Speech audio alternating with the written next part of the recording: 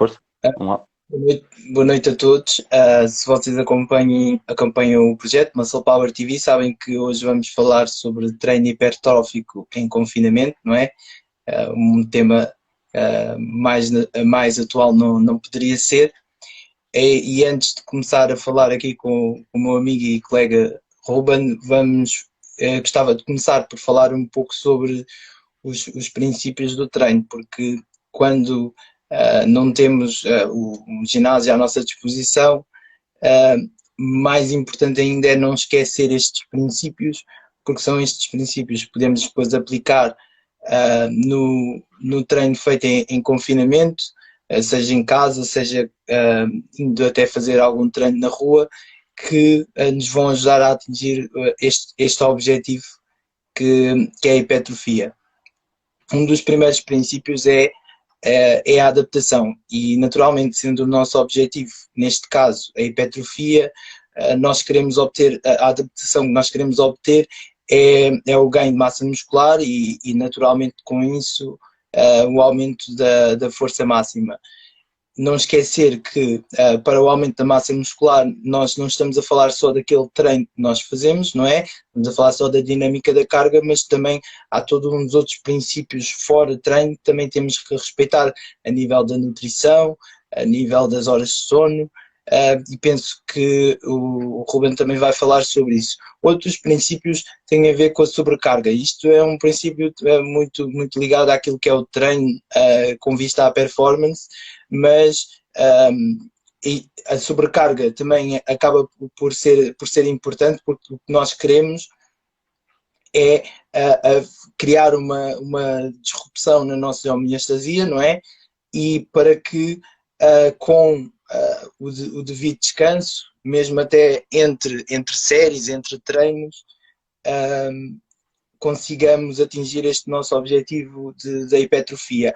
A especificidade também é uma coisa muito importante, porque se o nosso objetivo é a hipertrofia, nós sabemos que evidentemente se calhar não é com corrida que vamos conseguir isso, mas não significa que seja através de máquinas, não significa que seja através de pesos livres. Temos outras opções, temos o peso do nosso corpo, que são chamados treinos calisténicos, temos elásticos, temos muitas outras opções que podemos utilizar e a especificidade do treino tem a ver com isto. Depois, outra parte muito importante está relacionada com a sobrecarga, que é a progressão da carga, que é daquelas coisas que eu acho que é o tema mais sensível e que às vezes tem que explorar mais quando estamos a falar de um treino em confinamento, em que nós sabemos que temos pesos livres, máquinas, a progressão da carga é facilmente entendida, mas como é que nós fazemos isto sem acesso a estes equipamentos ou com acesso mais reduzido, não é? Porque eu até acho que é importante nós em casa às vezes tenhamos algum material que possamos utilizar, principalmente durante este período. Depois, o outro princípio tem a ver com a variabilidade individual. Isto significa que não existe só um treino específico para a hipertrofia, mas um treino específico para cada um de nós. E por isso é que é importante, ao longo do tempo, à medida que vamos aprendendo mais sobre o treino que fazemos, também vamos conhecendo mais o nosso corpo e aquilo que nós gostamos mais de fazer, naturalmente, mas aquilo que também sentimos e vemos os resultados a aparecer, porque eventualmente somos diferentes. O Ruben poderá fazer um tipo de treino hipertrófico um pouco diferente do meu. Se calhar eu precisaria de mais carga, mais repetições. O Ruben poderia precisar de um treino diferente. E até se estivéssemos a falar de pessoas que estejam em estágios diferentes da vida. Um treino para o idoso não será, evidentemente, o mesmo que para um jovem saudável. Outra coisa que tem a ver com o rendimento decrescente, e esta parte é importante falar porque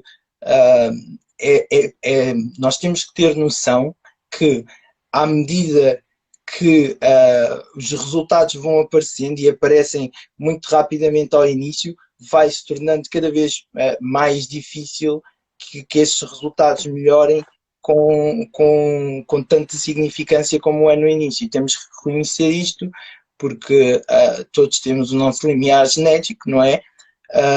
Algumas pessoas até olhamos e dizemos aquela pessoa não treina e já tem um corpo daquela maneira, e isto tem muito a ver com estes fatores genéticos e, portanto, também temos que reconhecer que é preciso tempo e não querer que as coisas aconteçam sempre igual e rápido, como aconteceu nos primeiros 3 meses, depois quando se calhar já estamos há 3 anos, 10 anos a treinar, a treinar força. Depois, outra questão, e agora nesta situação ainda mais importante, tem a ver com a reversibilidade, não é? Porque a verdade é que se deixamos de fazer treino, seja ele qual for, cardiovascular, treino de força, nós sabemos que essas adaptações que nós conseguimos, elas vão começar a desaparecer. E também não é possível imaginar que exista um treino de manutenção com durabilidade ao longo do tempo. Isso, a realidade é que não é bem assim. Nós podemos fazer uma manutenção, obviamente, da massa muscular que temos, da força que temos, mas mesmo esta manutenção também é feita tendo em conta os outros princípios que eu falei anteriormente, mesmo da progressão da carga, também é importante mantê-la porque não é assim que conseguimos manter os resultados que obtemos e depois com vista a melhorar. Então, antes de passar a palavra ao Ruben, vou começar só por dizer que o estímulo que nós tentamos conseguir através do treino hipertrófico tem três naturezas diferentes importantes de perceber. Uma delas, e já falei também sobre isto nos vídeos do canal do YouTube, convido vocês a irem ver, a seguir aqui ao live, se ainda não viram, mas tem a ver com stress metabólico, tem a ver com a tensão mecânica e o dano muscular.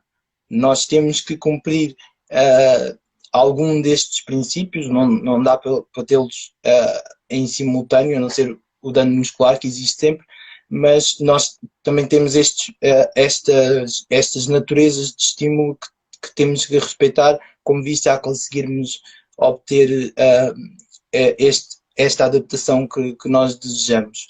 E depois, naturalmente, existem dinâmicas da carga que temos de ter em conta quando fazemos a concepção de um programa de treino. Em primeiro lugar, nós já temos definido os nossos objetivos, não é? Temos que depois pensar em questões dos exercícios que vamos selecionar, a ordem dos exercícios, a frequência com que vamos treinar, que também está relacionado com a dinâmica da carga.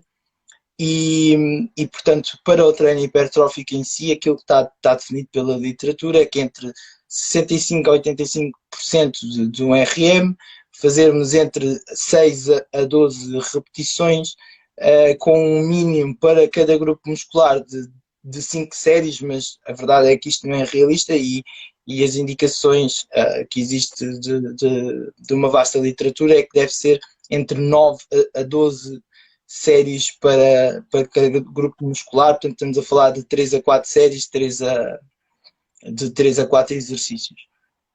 E temos que fazer uma pausa de 60 a 90 minutos, e 60 a 90 segundos, peço desculpa, e por semana treinar pelo menos 2 a 3 vezes, e um programa de treino convém, para que haja a adaptação que nós desejamos obter, uma duração pelo menos de 2 a 3 meses. Portanto, agora se calhar passo a palavra ao Ruben para ele nos dar aí as luzes da sua sabedoria. Então, boa noite outra vez, já que entraram aqui mais algumas pessoas. Pronto, então olha, eu vou pegar aqui já pela parte em que tu finalizaste, que é os 3 pilares da hipertrofia. Pronto, a hipertrofia, basicamente, assim, num registro muito, muito vago, é o aumento do volume da célula muscular. Pronto. Como é que isto se dá? Através da ação mecânica, através do stress metabólico e através então do dano das fibras musculares, como tu dizes, acontece sempre que nós treinamos. Isto são hipóteses que estão teorizadas, e que os peritos defendem sempre.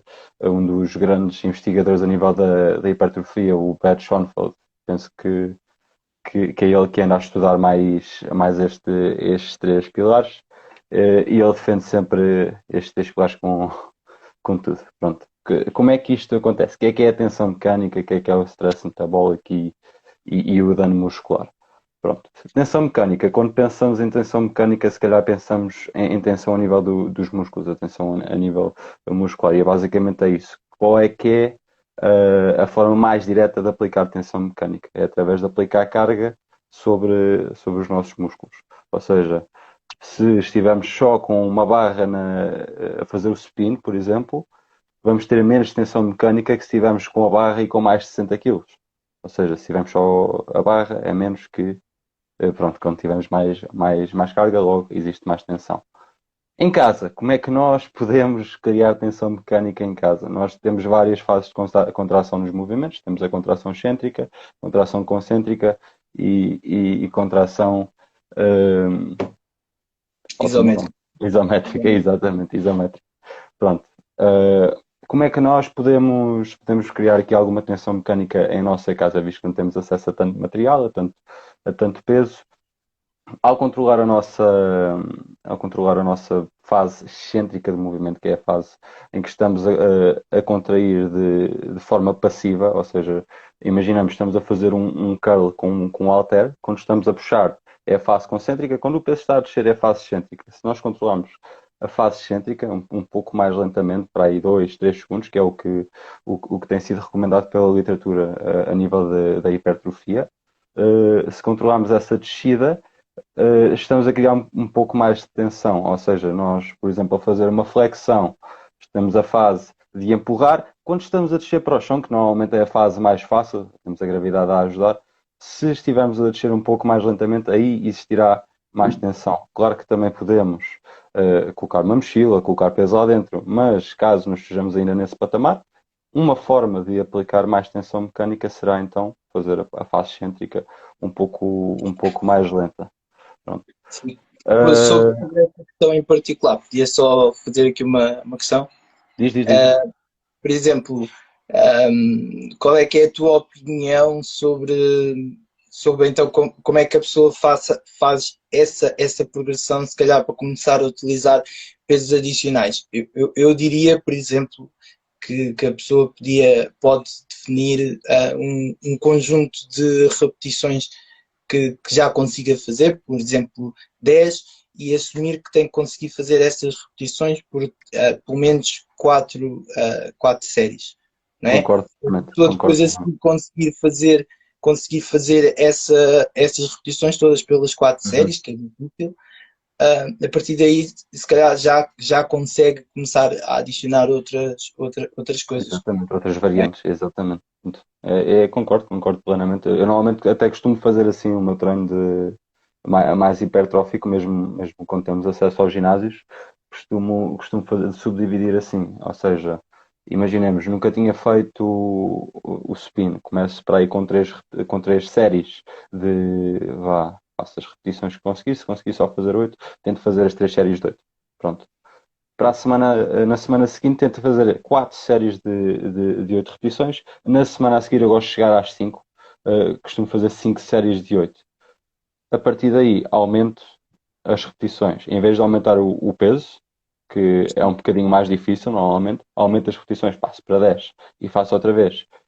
Uma semana 3 séries de 10, próxima semana 4 séries de 10, semana a seguir 5 séries de 10. Eu normalmente o meu limite é sempre 10, 12 repetições e a partir dessas aumento o peso e volto novamente às 8, entre 6 e 8 basicamente, é o que eu costumo fazer, sempre 6, 8 repetições de início, vou aumentando progressivamente as repetições de semana a semana, as repetições não, desculpa, as séries de semana a semana, depois aí é que aumenta as repetições e no fim de chegar então às 5 séries de 10, 12 repetições, passo para uma carga um pouco maior.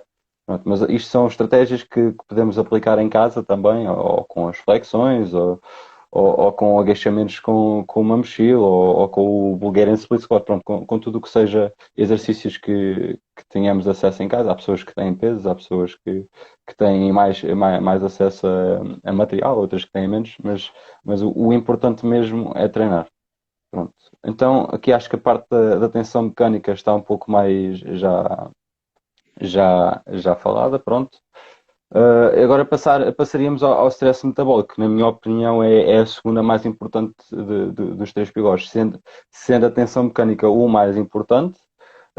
Claro que um não vai funcionar sem o outro, não é? É importante trabalhar no espectro total dos três pilares, mas penso que para mim a tensão mecânica é o aspecto mais importante.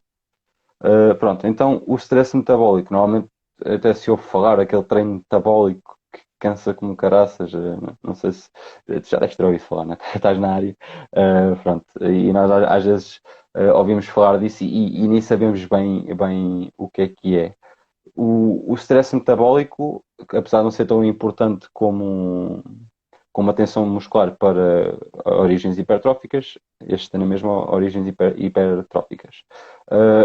Como é que ele acontece? Normalmente, o stress metabólico origina-se através do uso do sistema energético da glicólise anaeróbia, ou seja, não podemos estar a fazer trabalhos acima dos 2 minutos, senão já começa a ser um processo oxidativo e já não estamos a utilizar o sistema energético que nós queremos. Por isso, convém ser acima de 15, 30 segundos, que é quando ali as nossas reservas de ATP-CP se esgotam, não é? E depois, a partir daí, começamos então a usar os nossos açúcares que estão armazenados no nosso corpo.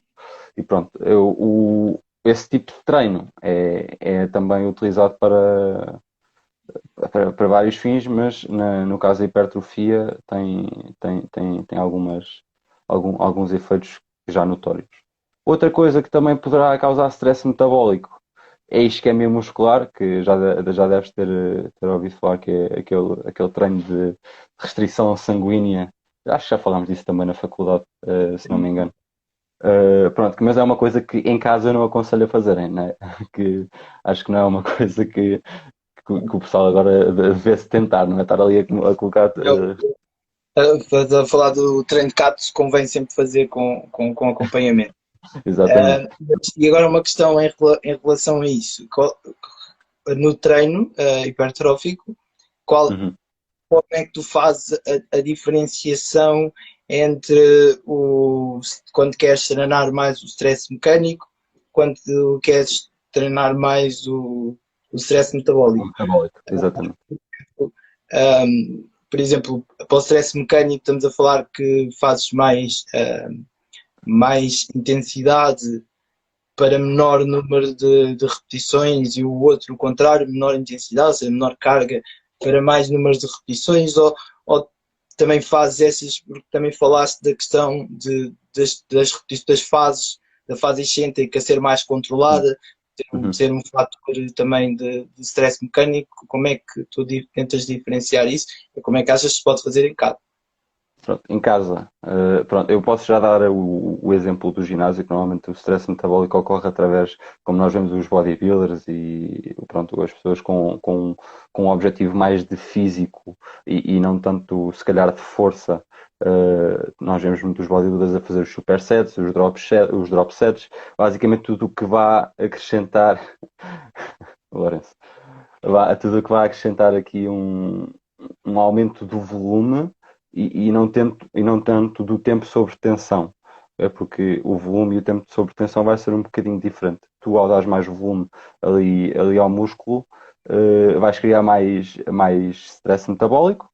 A intensidade aí já pode ser relativa, porque depois a tua intensidade vai depender também da tua percepção intrínseca de intensidade. Tu podes estar a fazer um treino mais metabólico e sentir-te super fatigado e fazeres ali uma carga, um exercício para mais tensão muscular, em que tens apenas 2 repetições, não é? Vai ser uma coisa difícil, mas não vai durar tanto como o treino metabólico. Estás a perceber? Ou seja, vai ser diferente nesse aspecto da intensidade, porque em curto espaço de tempo, o stress mecânico pode ser bastante intenso, mas a nível de stress metabólico, existe aí a diferenciação do tempo, tendo em conta que o stress metabólico pode ir até 2 minutos de exercício e imagina, estás ali 2 minutos, por exemplo, a fazer agachamentos sem peso, é capaz de custar um bocadinho mais do que fazer 2 repetições com 100 quilos, por exemplo. Pelo menos a nível intrínseco, se me faço entender. Sim, sim, sim. Agora a minha questão também é, por exemplo, em casa, parece-me, pelo menos em confinamento, tu tens mais possibilidade, se calhar, de utilizar estas vias do stress metabólico do que tanto Uhum. tensão mecânica, porque o volume, nós podemos adicionar bastante volume e conseguimos fazer bastante volume quando é com o peso do corpo. Mas qual é que é a linha ou o que é que nós podemos fazer para que estas mais repetições e mais séries, ou seja, mais volume, não se traduza se calhar não em ganhos hipertróficos, mas em ganhos de resistência muscular. Ok. Isso aí já vai estar ligado também com a tua nutrição, com o teu descanso, isso já vai estar ligado com esses parâmetros, porque eu já ia falar um bocadinho mais à frente, mas isto aqui já depende também do teu nível de fitness, vá, de experiência a nível de ginásio. Tudo o que é pessoas iniciantes tem uma capacidade hipertrófica tremenda. Como tu referiste no início, aqueles primeiros 3 meses é espetacular para ver ganhos, não é? E depois depende, tu tens também muita gente que já treina há anos e anos e anos e anos e anos, mas treina mal e acaba por ser um iniciante ainda. Isso também temos que ver esse espectro, que é que realmente é um iniciante e que é que realmente já é uma pessoa considerada mediana ou com experiência já tá. Pronto, isso não é só a nível de anos que passas no ginásio, mas também a nível corporal e a nível de adaptações musculares. Tu ainda nem passaste a fase da adaptação neuromuscular para a fase da mesmo hipertrofia em si, que quer Sim. dizer, isso aí vais ter muitos ganhos em casa se ainda estás nessa fase, mesmo que tu já treines há um ano, há um ano ou mais, não é? Mas pronto, Sim. o que eu queria dizer com isto é que mesmo a treinar em casa com cargas abaixo de 60% do teu RM, eu vi um estudo e era uma meta-análise e a meta-análise apanhou ainda 15% de um RM e tiveram ganhos com 15% de um RM. Mas é tal coisa, eram iniciantes, não, essas pessoas sendo iniciantes vão estar muito mais propensas a ter ganhos, né? É sempre melhor fazer qualquer coisa do que não fazer nada para esse tipo de trabalho. E é tal coisa, com 15% de um RM tiveram, tiveram ganhos. Mas qual é que foi o fator ali diferencial? O fator diferencial foi o facto da intensidade do treino estar sempre lá. Ou seja, o treino não era daqueles treinos que ias lá, fazias meia dúzia de coisas e ias embora. Não, era um treino mesmo com 15% de um RM, tu ias estar a sentir que estavas a treinar, que é uma coisa que hoje em dia se fala muito nesta área da hipertrofia, que é com que intensidade é que tu deves treinar, se deves sempre ir com o máximo, se deves fazer aquela semana ou aquelas semanas de deload, como se costuma programar ou não.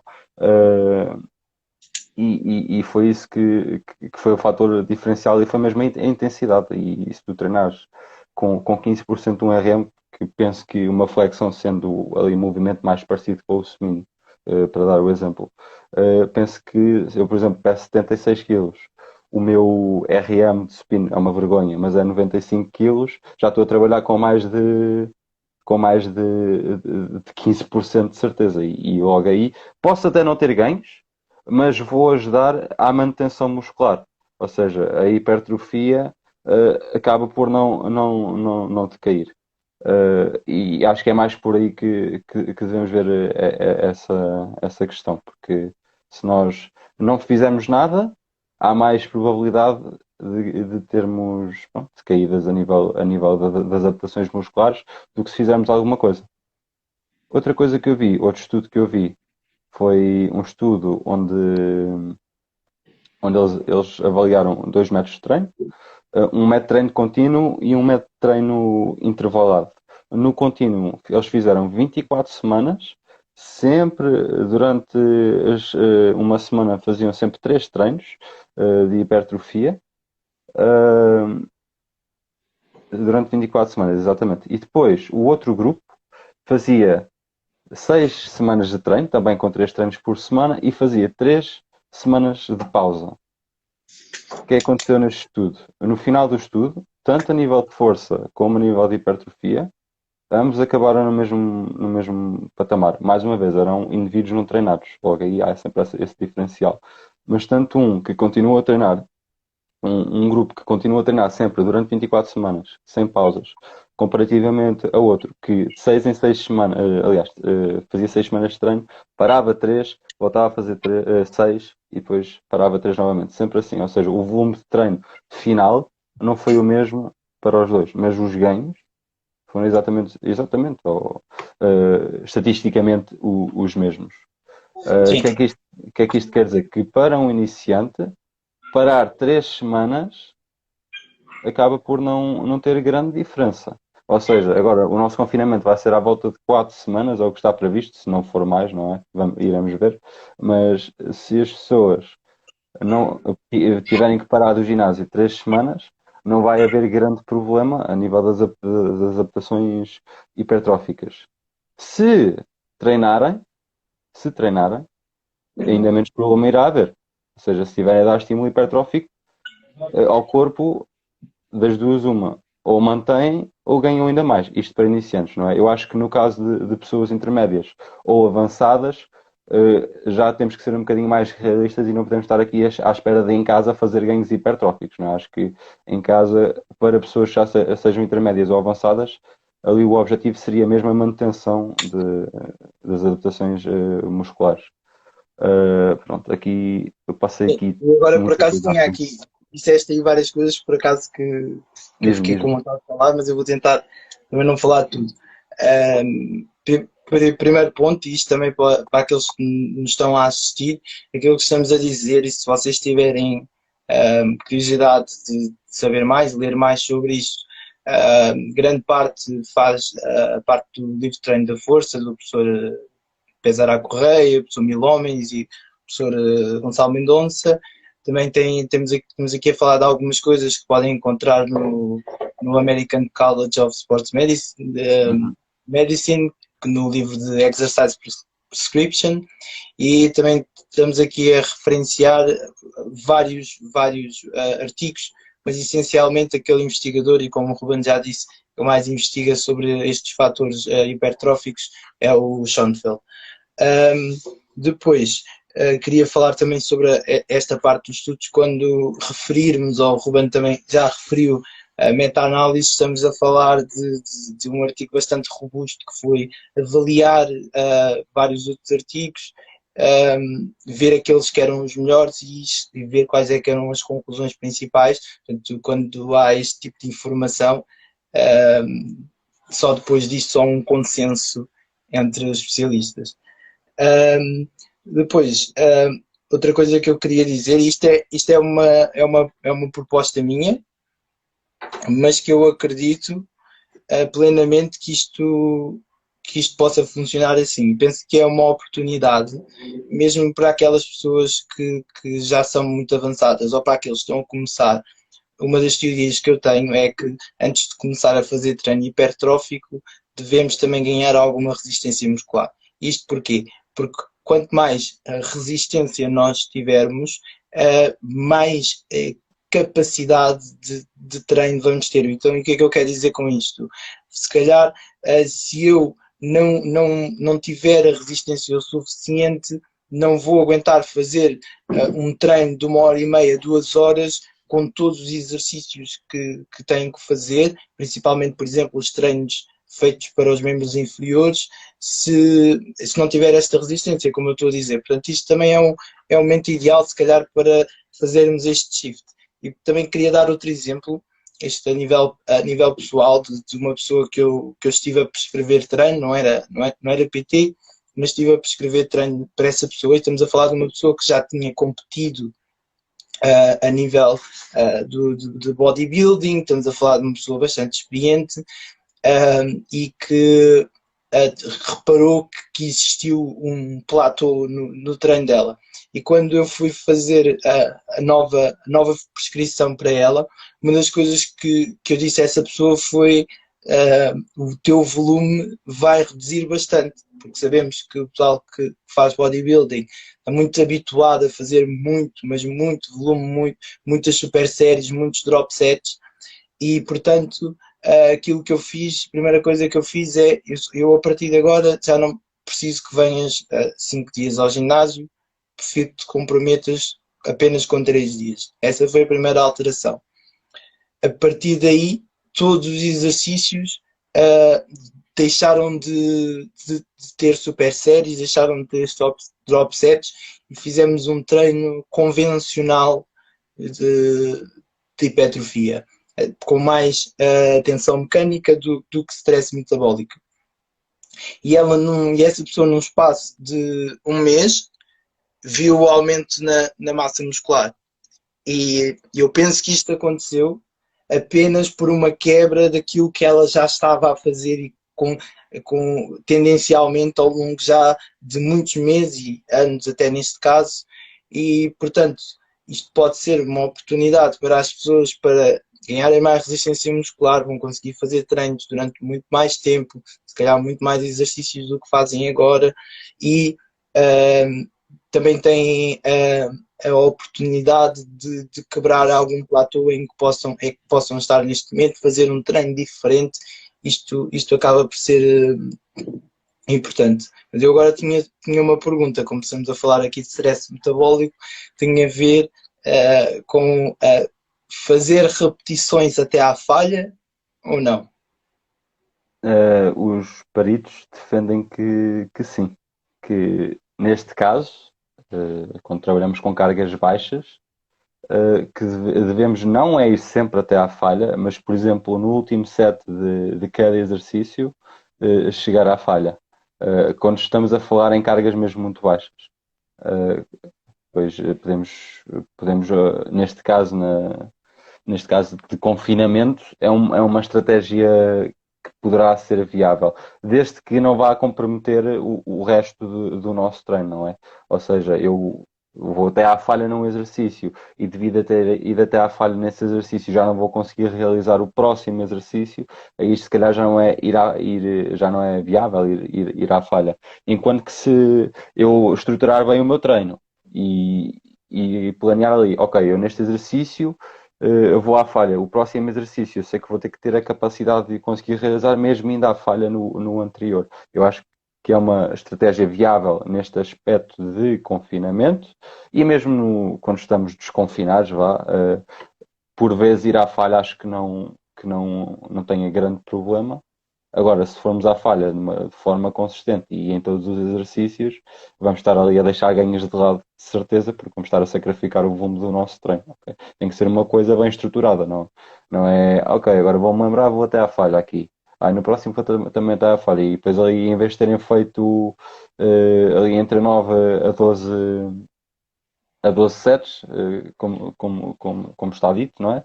Fizeram só 5. Pronto, aí já não é viável.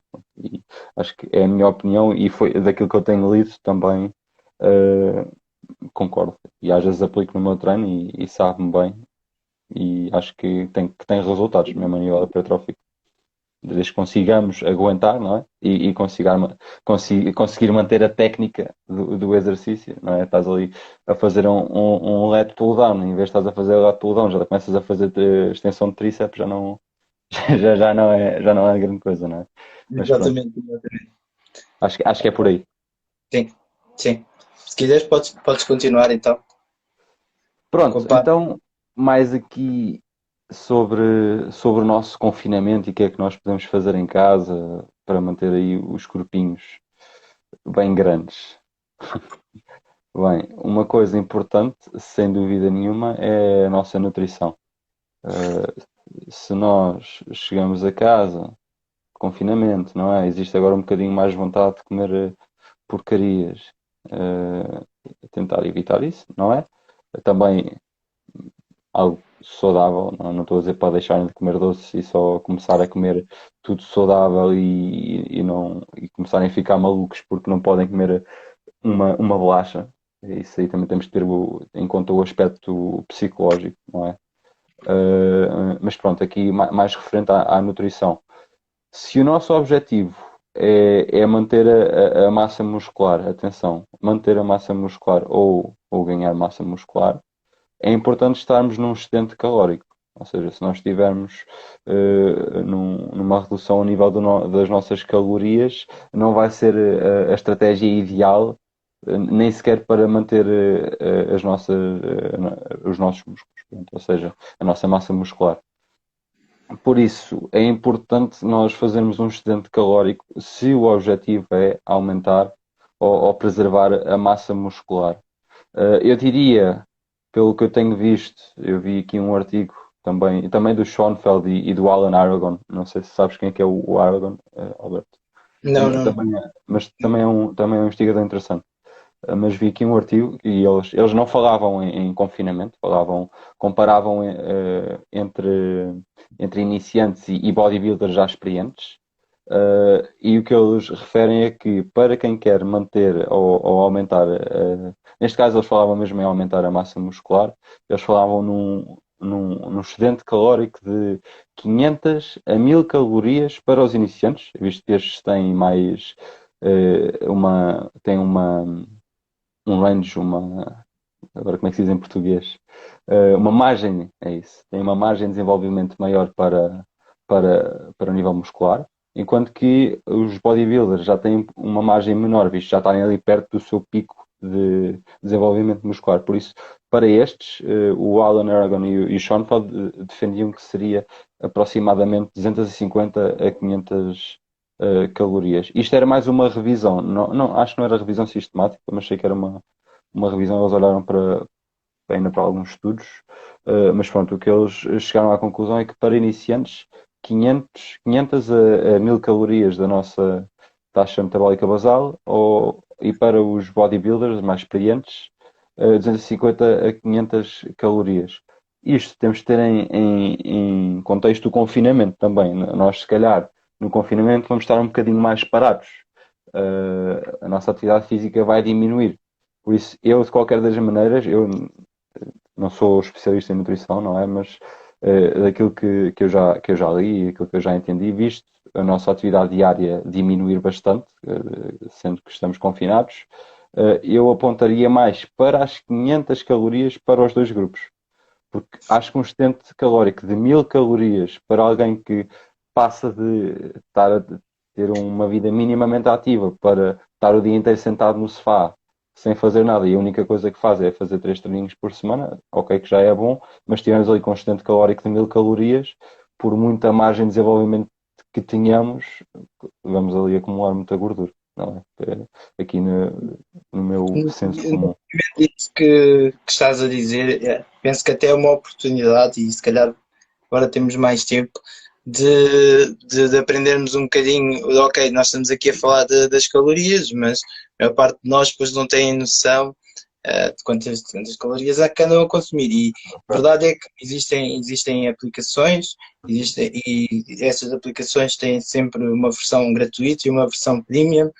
Eu usei durante muito tempo e coloquei pessoas a usar a aplicação MyFitnessPal. É uma boa aplicação É o que eu uso porque também. além de conseguirmos contar aquilo que estamos a comer conforme o local onde compramos, não é? Nós conseguimos dizer ao programa qual é que é o nosso nível de atividade física atualmente Uhum. e a partir daí ter ali qual é que é a quantidade de calorias que precisamos de consumir. Depois também conseguimos dizer ao programa quanto massa muscular é que queremos ganhar ou perder. E Uhum. pronto, a partir daqui é fácil seguir estas indicações que o Ruben está a dizer, de 500 a 1000 calorias de excedente para os iniciantes e entre 250 a 500 para pessoas já muito experientes. Muita experiência, exatamente. Pronto, e por acaso é essa aplicação que eu uso também. comigo, que eu gosto bastante de perceber que é conta zone, vá. E pronto, eu uso bastante essa aplicação. O que é que eu diria mais? Sobre essa aplicação ainda, nós temos de ter cuidado quando fazemos ali o cálculo das nossas calorias diárias de base para manutenção, porque muitas vezes, ou na maior parte das vezes, esse cálculo vai estar errado. Nós vamos ter ali uma base, e depois temos que perceber, por tentativa e erro, se realmente está certo ou se está errado. Eu, por exemplo, quando comecei com a aplicação, estou com o peso que tinha menos 1 quilo. Pronto, estava com 75, agora estou com 76. Uh, e lembro quando comecei, eu meti aquilo tudo no máximo, visto a minha profissão ser bastante exigente a nível físico, estou o dia inteiro a mexer, não é? Sou treinador e dou vários treinos a aulas de grupo, basicamente ali 7 horas, ou 6 ou 8, dependendo dos dias, sempre a exemplificar os exercícios, acabo ali, eu tenho visto no meu relógio, eu acabo sempre acima dos 20 mil passos por dia, é sempre às vezes 22 mil, 23 mil. Pronto, isto só em passos, tirando o meu treino, tirando outras atividades que eu tenho do dia a dia. Pronto, e eu comecei ali com 3.000 calorias diárias. Nem era 3.000, era 2.900. E para tu veres, Alberto, eu estou agora com 76 quilos e estou a fazer 3.700. São quase mais 1.000 calorias e pá, só aumentei 1 quilito. Por isso temos que Pois, ir pois, vendo sempre. Se realmente está certo, temos que ir experimentando. Ok, estou a perder peso, se calhar tenho que aumentar aqui um bocadinho as calorias. E depois a aplicação vai ter essa opção. E a mesma coisa para quem quer perder o peso. Meteram ali aquele número. A aplicação dá-vos aquele número. E vocês querem perder peso, mas continuam a ganhar mesmo a consumir aquele nível de calorias. Se calhar, colocar um bocadinho menos. Por isso temos que também ser críticos nesse aspecto. Ok, a aplicação diz-me isto, mas a aplicação não está certa. E também não é de um dia para o outro, né? Temos que ter atenção, não é? Opa, isto já tentei um dia e não dá, não. Pá, pelo menos ali se calhar um mesito a experimentar, 3 semaninhas, no mínimo. e agora, visto que estamos a falar de nutrição, deixa eu fazer só aqui um parênteses importante. Se com a possibilidade financeira, procurar sempre o apoio de um, Exatamente, é o melhor. seja se for para um acompanhamento em certos momentos, por exemplo, uma vez por mês, e depois fazem a monitorização do que mandou o nutricionista através da aplicação, como eu também costumo aconselhar, ou aquelas pessoas que podem ter um acompanhamento continuado no nutricionista. Obviamente, aquilo que estamos a dizer é uma ferramenta, assumindo que vocês já sabem aquilo que devem fazer. Para perceberem Exatamente. bem aquilo que devem fazer, obviamente nós conhecemos o que a literatura diz, mas o acompanhamento do nutricionista É o melhor. pode É o ser melhor. importante e eu também já o fiz em tempos quando o meu objetivo era mais sério, era hipertrofia e até chegar ao meu limiar tinha que ser, não é? Não, para chegar ao É, limiar é, é complicado fazê-lo sem acompanhamento nenhum. exatamente, exatamente. E eu posso também partilhar, né, a minha experiência como atleta. Muita gente sabe, eu fui atleta de Muay Thai até há pouco tempo e nós tínhamos cortes bastante elevados de peso. Eu perdia 9 quilos em 2 semanas. Era mesmo uma coisa que tinha que ser bem acompanhada. E pá, eu conseguia fazê-lo com acompanhamento de nutricionista e tinha, tinha na mesma bastantes efeitos secundários, né? Estar ali a fazer um excedente não, um déficit muito grande a nível calórico, claro que ia ter efeitos, eu passava porque eu já contava na altura as calorias, eu passava penso que 3.000 e poucas calorias para 1.500, era uma coisa, uma diferença muito grande. E a nível Sim, psicológico e a nível hormonal era uma coisa que se não formos bem acompanhados, mesmo acompanhados às vezes já existem problemas, se não formos bem acompanhados então só vai haver problemas 100% garantido. Por isso é sempre importante o acompanhamento se nós queremos ter os melhores resultados, é procurar os profissionais da área. Por exemplo, se eu quiser ir a um tratamento, pronto, um tratamento, por exemplo, para o cancro, eu não vou procurar um personal trainer, né? apesar de que o exercício físico vai sempre ajudar, não é? Mas não sou eu que vou dar à pessoa, olha, faz isto e ficas sem essa patologia, não é? Temos que ir ao médico, não é? E é a mesma coisa para a nutrição, é a mesma coisa para o exercício físico, temos que procurar os profissionais da área. Acho que é por aí que temos sempre que ir, que é para obter os resultados que desejamos. Pronto. Outra coisa que eu queria referir, ainda dentro da parte da nutrição dentro da hipertrofia, é o consumo da proteína. Porque, como nós sabemos, os músculos são principalmente constituídos de proteína, né? E se nós não a consumirmos, não existe síntese proteica. O recomendado é 1,6 a 2,2 gramas por quilo. Ou seja, imaginemos, eu peso 76 quilos, chego aqui e quero consumir 2,2 gramas de proteína. Passo 76, estou aqui a fazer conta no computador. 76 vezes 2,2 dá-me 167 gramas de proteína por dia. Pronto, isto se eu quisesse ir ali ao espectro máximo do intervalo. Okay? O mínimo é 1,6, ou seja, 1,6 a 2,2 tem ali aquele espectro para perceberem a quantidade de proteína que é aconselhado tomar, não é que devem, não é? Que é aconselhado tomar para a manutenção e o ganho a nível muscular. Pronto, isto aqui é o que eu aconselharia às pessoas a fazerem a nível nutritivo. Se me perguntassem, se me pedissem algum conselho, claro que, como tu disseste, Albert, é sempre mais importante procurarem os conselhos dos profissionais. Mas a nível de literatura é isto que está quase sempre referido. É 1,6, 1,7 a 2,2, 2,3. Sendo que se consumirmos um pouco mais também não haverá grande problema. Do que eu já vi, não existe. Até houve agora há pouco tempo uma treinadora do Biggest Loser na América, a Gillian, qualquer coisa, já não sei. Não Já sei sei se tu quem viste, não sei se tu viste isso, mas ela há pouco tempo no é. Instagram fez Cuidado. fez um rant sobre os malefícios, os riscos de consumir proteína a nível elevado, que Uhum. são coisas que já estão desmitificadas já há uma carrada de anos e ela esteve ali a evitar e houve muita gente que ficou mal informada por causa disso. Mas pronto, aparentemente não existe risco, mesmo a nível renal, de consumir mais que 2,2 gramas de proteína, mas também não passem o dia inteiro a comer carne. É importante comer consumir os outros macronutrientes, tanto a nível de gordura, tanto a nível de hidratos de carbono. É importante consumirmos tudo em uníssono. Não consumir mais um, menos outro, tentar sempre ter ali tudo, porque depois o nosso corpo vai utilizar essas reservas energéticas todas. Não andamos só à base de gordura, ou só à base de hidratos de carbono, ou só à base de proteína. Precisamos desses três macronutrientes.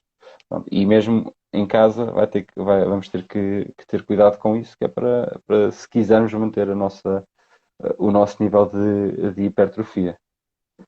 Exatamente isto que o Ruben está agora aqui a dizer, tem que ser um dos princípios para conseguirmos a hipertrofia, porque imaginem, podem seguir aquilo que estamos a falar agora e mais assim, se calhar vamos falar disto de uma forma mesmo mais específica do que é que se pode fazer cada semana.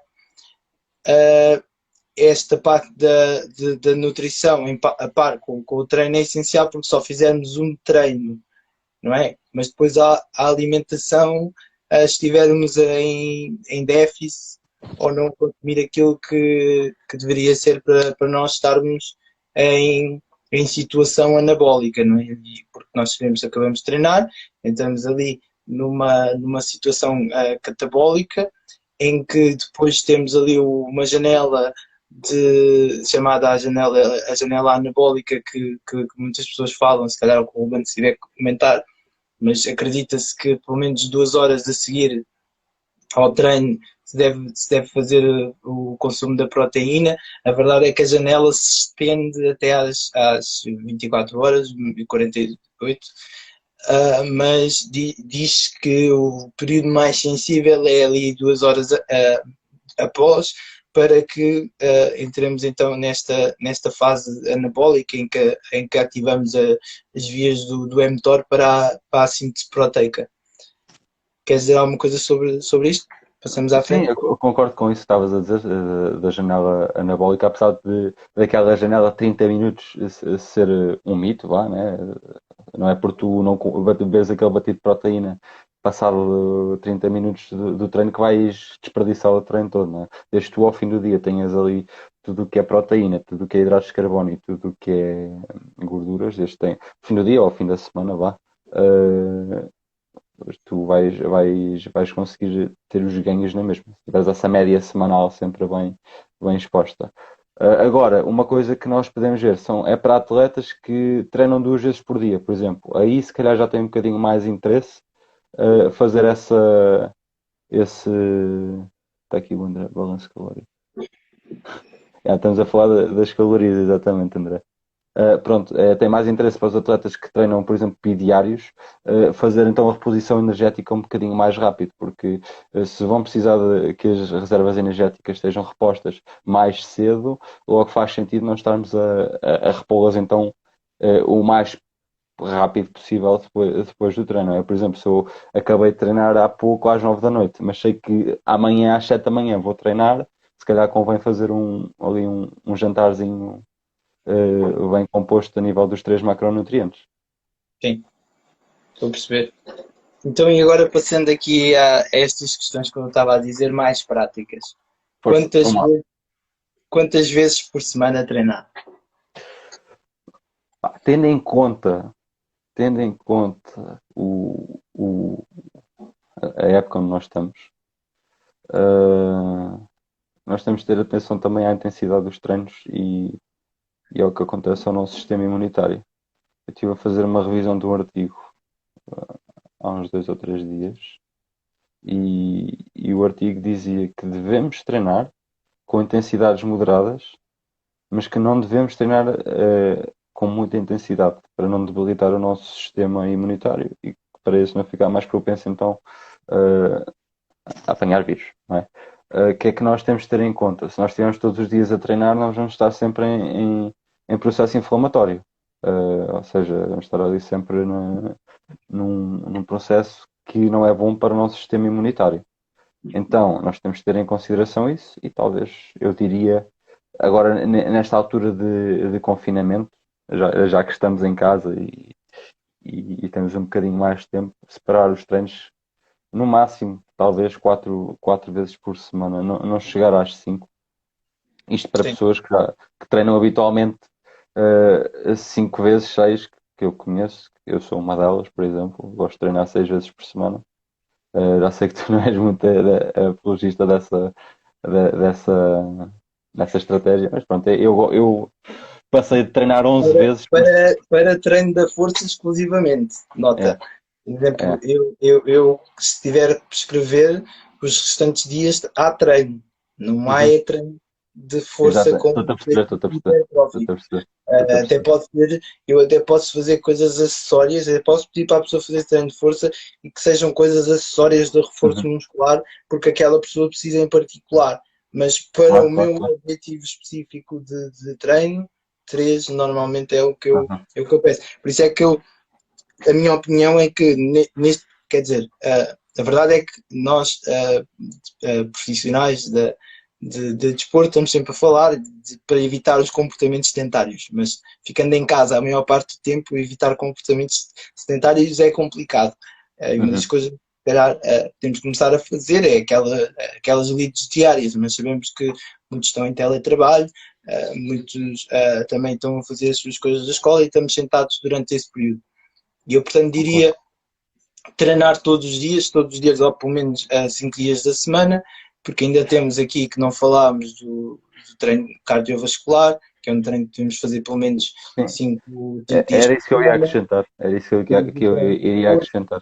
Exatamente, temos o treino da flexibilidade e podemos também ainda fazer aquele treino chamado treino neuromotor, estamos a falar de equilíbrio, coordenação, podemos aproveitar este período para, se calhar, treinar todos os dias fazer um bocadinho. Se calhar, Exatamente. podemos dizer, por exemplo, ao domingo vou dar uma caminhada. E o meu Uhum. objetivo é hipertrofia. Se calhar, ao domingo vou dar uma caminhada. Tenho 3 dias da semana em que faço treino com os joelhos à volta.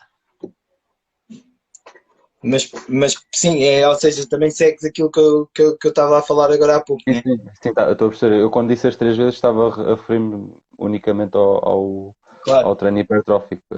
Claro que podemos continuar a fazer atividade física Mas e exercício físico. vamos ser sinceros, imagina, eu reivindico isto quando estou a prescrever treino para outras pessoas, mas, por exemplo, para mim, normalmente prescrevo treino para 5 dias, mas Uhum.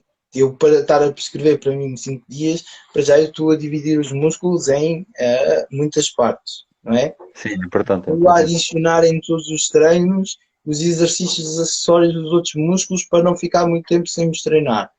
E eu estou a Uhum. usar grande parte do tempo para o treino para coisas pessoais. Muitas vezes, por exemplo, eu tenho um objetivo de, neste mês, tenho que conseguir fazer 10 muscle-ups. Eu agora, neste mês, tenho que conseguir fazer uma prancha só com os braços.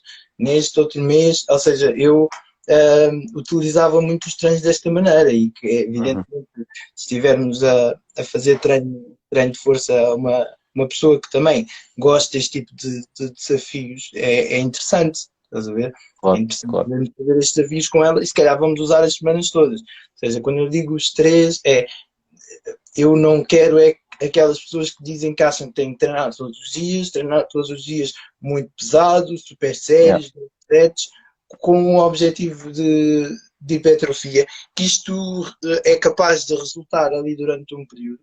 Resulta muito bem se estivermos a consumir substâncias ilegais, Yeah. não funciona bem se quisermos fazer isto aqui ao pormenor, entendes? É Exatamente. mais nesse sentido. Mas evidentemente eu nem sou contra as pessoas treinar, acho que as pessoas devem treinar até todos os dias. Acho é que Claro, depois, claro. com o objetivo de treino de força, não há necessidade de passar dos 2, 3 Yeah. dias Tem que ser uma coisa até bem com estruturada. um detrimento, a não ser que seja muito bem delineado e tem que ser alguém que percebe. Para treinar 5 Claro. dias, tens que perceber muito bem o que é que estás a fazer. Não pode ser só chegar lá e treinar muito. Entendes? Exatamente. Era aquilo que eu estava a falar no início, que é só treinar com intensidade máxima e é isso que vai trazer os ganhos todos. E até que ponto é que dar muita intensidade já é demais e depois chegamos ali à parte do overtraining, que neste caso do confinamento acho pouco provável, mas também sei que existem pessoas que, se for preciso, num dia fazem um treino de manhã numa componente mais metabólica, estão ali se calhar uma hora e meia a treinar, depois à tarde já vão fazer um treino, um treino só de abdominais, e depois à noite já vão fazer outro treino só com os halteres, estás a ver? E eu sei que há pessoas que fazem isso, né? E isso, a partir desse momento acho que já não é, acho que é só treinar por treinar e já não está com um objetivo ali Quando com o ela está físico. e é muito bom que a pessoa treine, mas Exatamente. Mas se tem que ser tiver uma coisa estruturada. tudo, tem que ser com outra coisa. Sim, tem que ser com de uma forma estruturada. Portanto, eu se calhar aqui nesta questão de quantos treinos, eu sugeria até treinar todos os dias um bocadinho, pelo menos 5 dias ser Uhum. treino cardiovascular e não tem que ser corrida, não tem que ser corrida muito rápido, não tem que ser 1 hora de corrida nem nada disso. Podem ser um dia fazerem uma caminhada, podem fazê-la com familiares, se for com colegas, já sabemos que é só um e mantém o distanciamento, não é? Mas se for com familiares, eu penso que se pode fazer e não é tão arriscado, porque se for familiares, o agregado familiar. É bom sublinhar esta questão.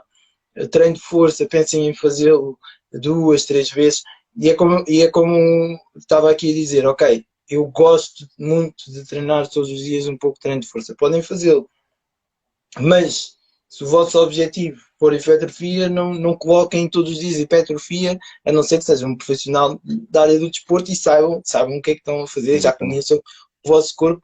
Estamos a falar, eu, por exemplo, Ou que tenho. estejam a ser acompanhados, não é? E já tem alguém que vai estar a dizer o que fazer. se alguém vos estiver a acompanhar, obviamente aí é mais fácil. Quer dizer, já treino também há 12 anos, tu treinas há quanto? 13 neste momento já. Tu já treinas há Eu, quanto tempo? a nível de treino de força, estou no meu quinto ano agora. Muito anos, ou seja, já conhecemos relativamente o nosso corpo, mas uma pessoa que ainda não o conheça tão bem, estar a aventurar-se nisto sem um acompanhamento é complicado. Aproveitem para treinos de flexibilidade, aproveitem para coisas e ponham até os vossos familiares do agregado familiar, se estiverem com os vossos avós, ponham-nos a fazer com vocês, tipo treino de equilíbrio, treino de coordenação, coisas engraçadas entre vocês durante este período, para não estarem também muito tempo parados. E como eu disse, se calhar as leads da casa neste momento também é uma forma de nos manter ativos, ou termos Exatamente. até um compromisso de hora a hora, se calhar vamos fazer alguma coisa dentro de casa, há um período depois do almoço, uma coisa assim em que vamos só fazer uma caminhada, aquela caminhada só mesmo para respirar um pouco de ar puro, voltar para casa.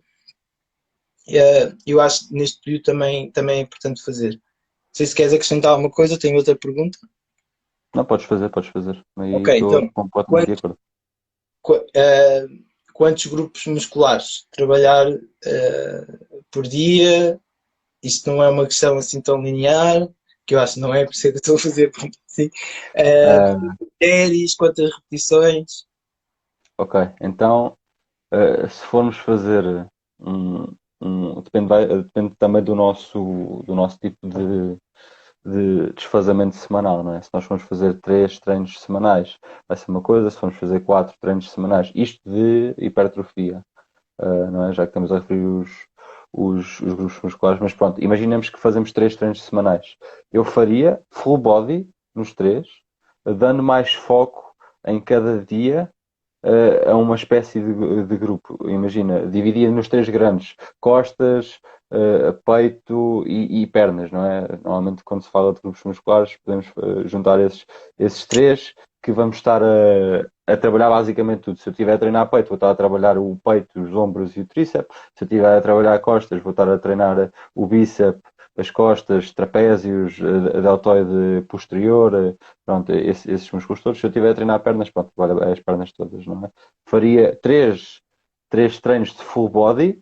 Imaginemos, tendo em conta que o de pernas costuma ser o mais fatigante, faria logo no primeiro dia pernas. Depois, no dia a seguir, poderia fazer ao peito ou costas, também depois dependeria dos exercícios que eu faria no treino de pernas.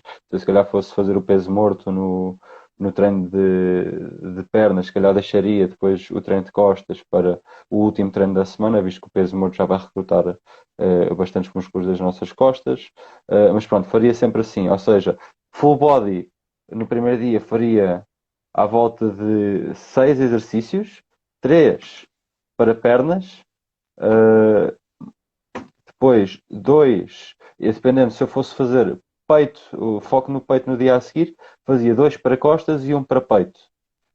E depois no dia a seguir faria então 3 para peito, faria 2 para pernas, 1 para costas, ou neste caso, como tinha feito pernas no dia anterior, um foco para pernas, não é? É diferente, não estou a lidar tanto volume no mesmo dia.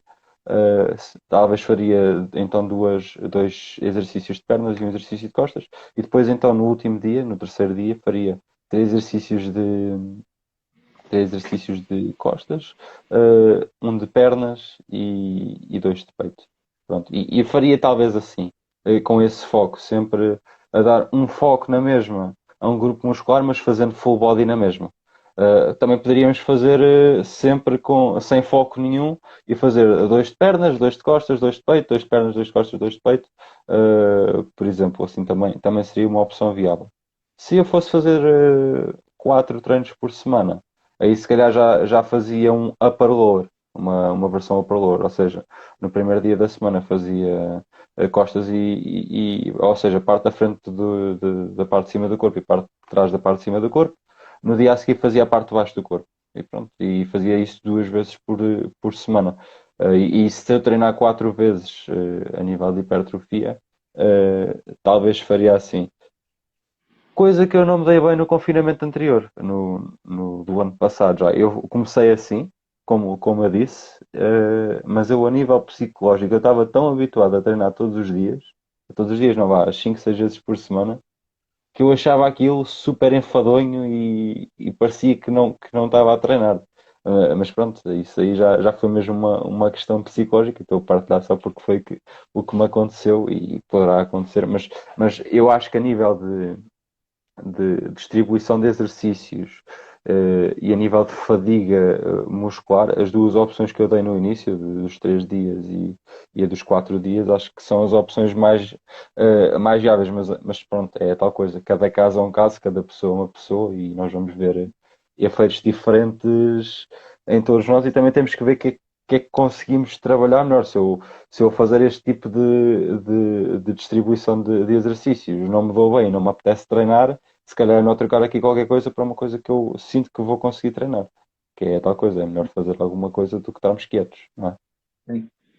Pronto. Olha, agora tenho aqui um desafio, porque eu sei que tu em casa até tens algum material, É, eu sim, também sim. tenho, mas mais a nível de elásticos e assim, mas como de treinar costas, estamos a falar grande dorsal, os redondos e essas coisas, como treinar costas em casa sem material.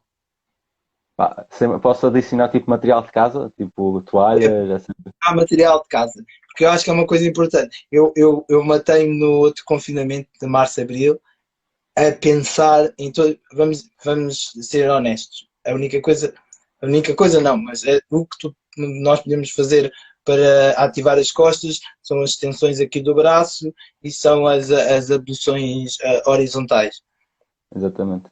Muito, muito complicado encontrar exercícios com o peso do corpo para fazer.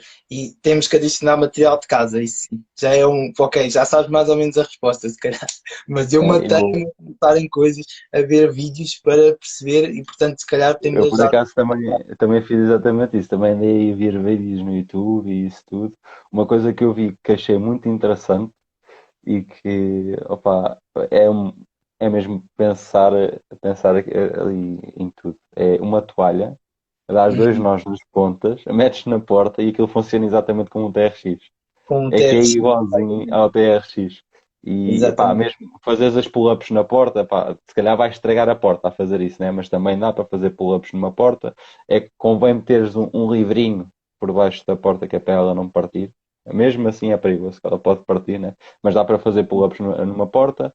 Uh, com uma toalha podemos também, se calhar uma toalha um bocadinho mais curta, colocar alguma espécie de peso no centro da toalha e fazer remadas. Podes também, em vez de colocares a toalha no bordo de cima da porta, colocares, por exemplo, na maçaneta, aí, mais uma vez, há perigo de partir, partir a porta. Dá para fazer remadas a nível corporal, a nível do peso do corpo, as bodyweight rows, se não me engano. Também dá para fazer numa mesa, aquelas, estás deitado de barriga para cima, colocas as mãos na mesa e fazes a remada também de bodyweight. Aí já tens aí alguns 3 4 exercícios de costas e alguns deles até dá para colocar carga, o que é bom. A nível de peito, tens as flexões, não é? Depois podes aumentar a amplitude da flexão aumentando a inclinação, não é? Podes também trabalhar o peito a nível isométrico, que é fazendo a junção, a adução dos teus braços, fazendo uma contração voluntária, que também demonstra haver resultados a nível da contração voluntária. Nós falámos disso uma vez na faculdade e eu estive a ler um artigo por causa aqui do live e reparei que também havia só em haver contração voluntária máxima, houve ganhos a nível de hipertrofia. Mais uma vez, isto para pessoas iniciadas, não é? Que é um bocadinho diferente de pessoas avançadas. Mas Sim, para sim. fazer ali, por exemplo, um finisher no treino, fazer ali uma contração voluntária máxima durante X segundos, só mesmo para fatigar ali o músculo, acho que é uma opção, mesmo que não traga ganhos, acho que é uma opção engraçada de nós fazermos. Sim. Uh, E, por exemplo, para quem, se imaginarmos uma flexão, eh, uhum, são vários exercícios num só movimento, se as pessoas pensarem uhum. bem. fazer desde aqui das mãos mais próximas para mais afastadas, podemos ter os pés numa posição plana, numa posição em que temos o corpo inclinado, numa posição em que temos o corpo declinado. Claro. Há várias opções. Podemos até ter uma mão à frente ou outra atrás, fazer com troca de mãos, podemos fazer com palmas. É um exercício que tem vários no meio. Mesma coisa para, por exemplo, o agachamento, né? Temos o agachamento com uma perna, com as duas, vamos fazer o agachamento com um pontapé à frente, com um pontapé atrás, com Exatamente. a abdução da perna ao lado. Temos várias Sim, opções. a nível de pernas, acho que o mais difícil é mesmo para pessoas que já estão um bocadinho mais avançadas e realmente precisam um bocado mais de carga. E se não tiverem carga e têm que ali aumentar muitas as repetições, acaba por ser um treino bastante saturante. Ou seja, eu lembro-me no primeiro confinamento fazer. Tinha a kettlebell, era a minha sorte, mas era uma kettlebell de 20 quilos. E eu tinha que fazia unilateral, o Bobot, era o Kettlebell Rack Squat, é assim, exatamente. Fazia, né? Kettlebell aqui apoiada, fazia 15 vezes de um lado, 15 vezes do outro. Eu ficava cansado, era a nível psicológico, não era a nível das pernas, que aquilo era massacrante como caraças, estás a ver? Claro. Pá, mas eu fazia, pronto, era um bocadinho chato, mas eu fazia e eu gostava de iniciar sempre o meu treino com os agachamentos e depois passava para exercícios unilaterais.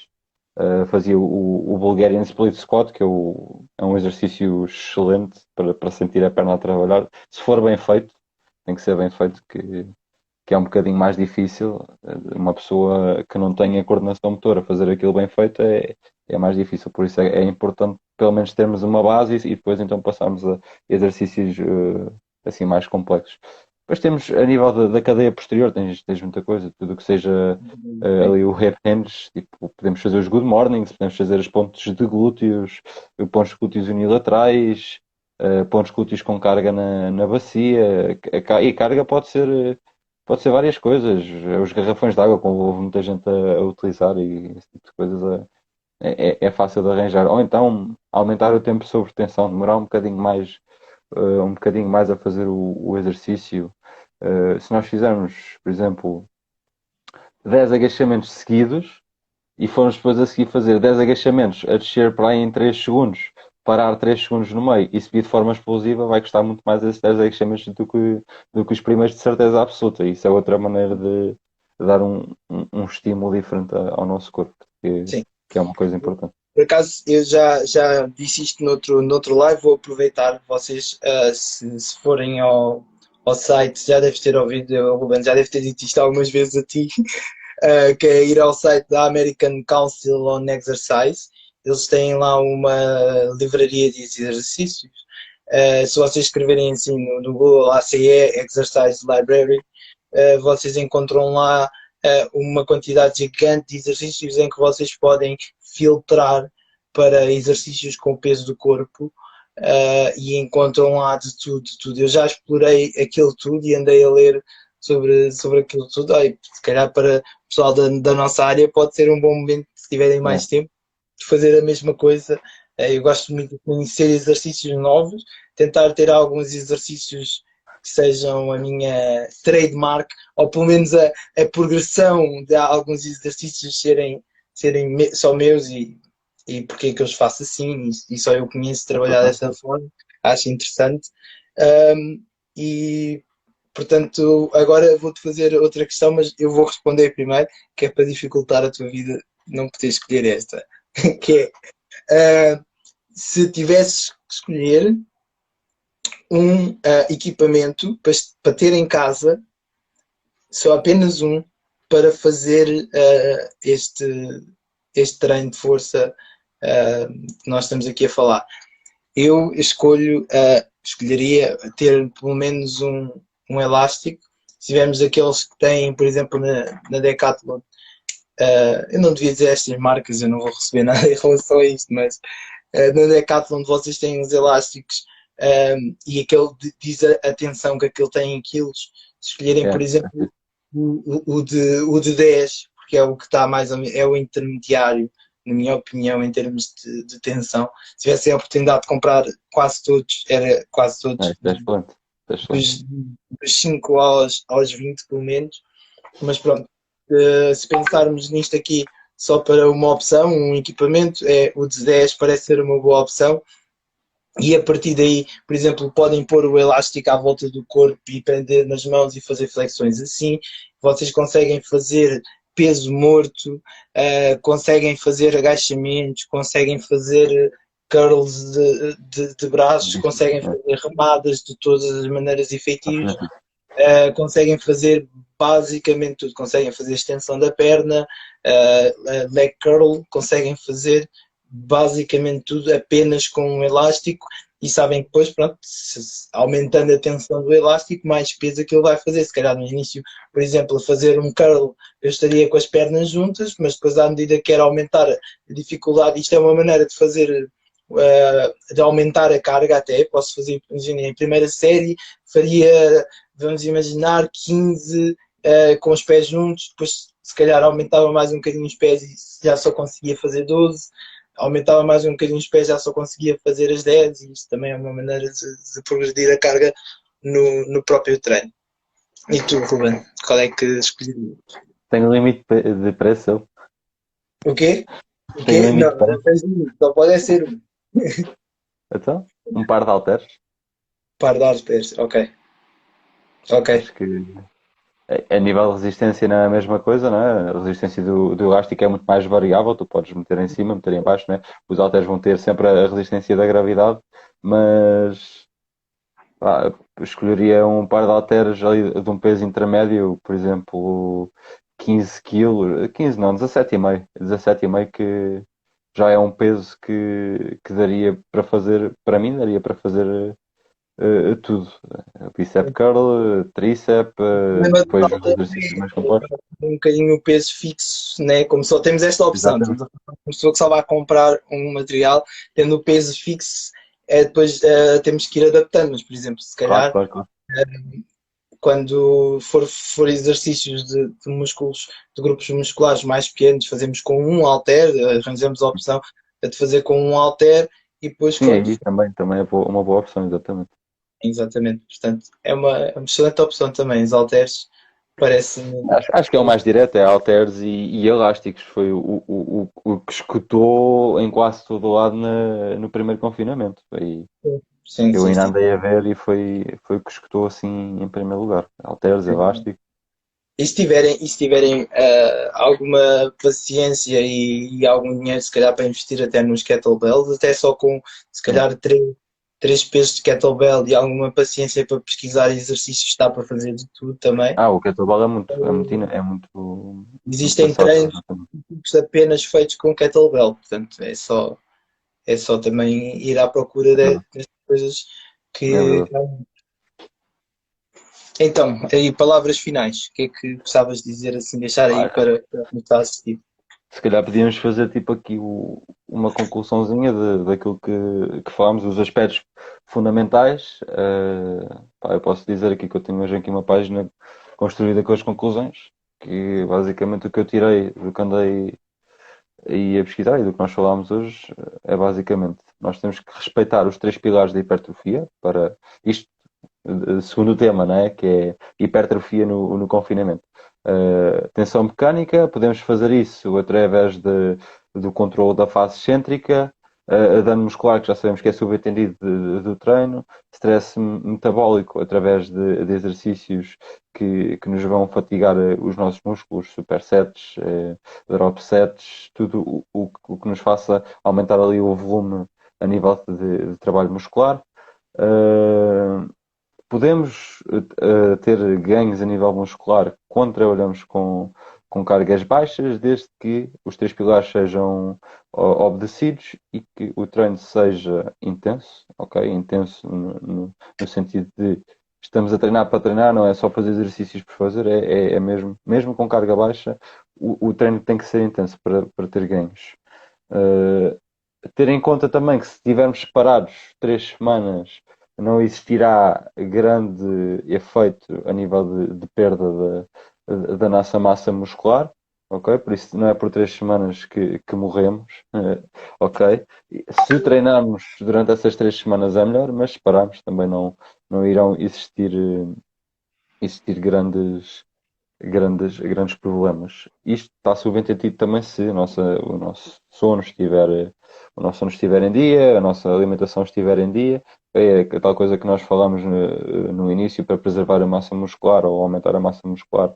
No início não, já foi mais a meio do direto. Sim, Fazer sim. ali aquele excedente calórico, 500 calorias foi o valor que eu referi, que acho que vai dar para os dois parâmetros, tanto para o, o atleta mais experiente como o atleta mais iniciante, ali 500 quilocalorias por dia de excedente calórico, ok? E manter o consumo de proteína entre 1,6 a 2,2 gramas do nosso peso corporal. E ter em conta que há pessoas que têm mais. Nós não referimos isto, mas eu acho que não, tu referiste até, Albert. Há pessoas que têm mais, são mais propensas à perda de massa muscular que outras.